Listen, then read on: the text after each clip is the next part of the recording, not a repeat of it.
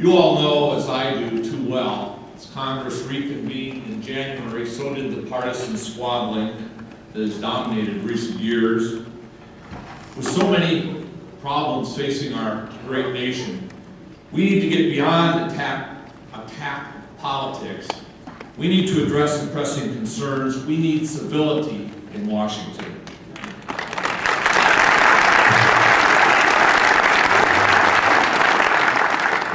Democrats, Republicans, independents, conservatives, moderates, liberals, we all need to respect each other's views and work in a bipartisan, pragmatic, common sense way to find common ground. And public education should not be a partisan issue.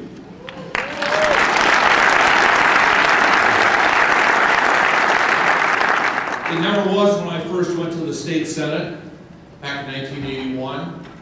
We passed those education funding bills 67-0. We worked them out. It wasn't when Al Cui was in Congress, and he was called Mr. Education from the 1st District of Minnesota, ranking member on the Education Committee, and they passed those votes in the House 433-2.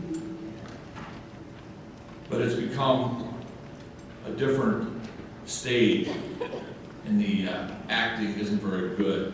It's not a pretty picture. Our public schools, as you know firsthand, you know better than anybody, our public schools are squeezed to the bone, and the president's budget his cuts to education make a difficult situation much worse. Now, I understand the need to tighten federal spending and to reduce the deficit, but I also believe it's penny wise and pound foolish to cut public education while you're being asked to educate an ever-growing and more diverse student population with unprecedented needs. Last year, for example, I voted to increase funding for education, including increasing Title I and special education funding, the two principal sources of funding from Washington. Unfortunately, the president vetoed the bill containing these critical increases for public education. Then, as I've tried to do in my 28 years of public service, I reached across the aisle to support education, voted to override the president's veto, but sadly the veto was upheld, and it's the teachers, the students, and the schools that suffer.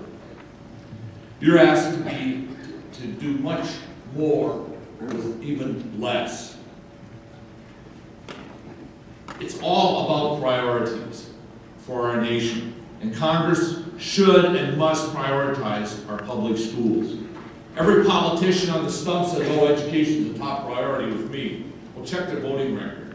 Check their voting record on Title I. Check their voting record on no untested mandate left behind act. Check their voting record on extending the no testing mandate left behind act to the high schools.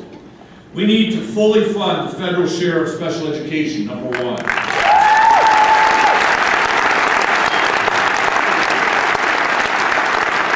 It's time to fix the broken promise of full funding for special ed. Secondly, we need to repeal or at least revise the no testing mandate left behind act.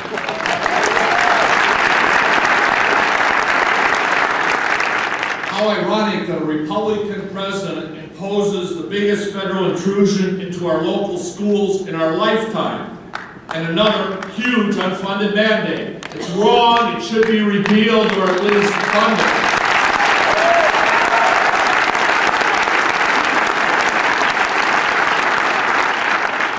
We also need to resist any effort to expand the NCLB mandate to high schools. I mean, might take a bad idea, you might as well spread it around.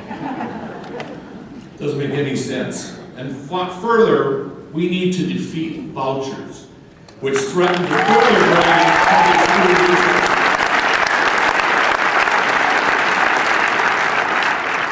One of my public school teacher friends says, if it acts like a voucher and quacks like a voucher, it probably is not a duck. So be aware of some of the fancy titles, the opportunity scholarships for underprivileged children, and some of those misnomers.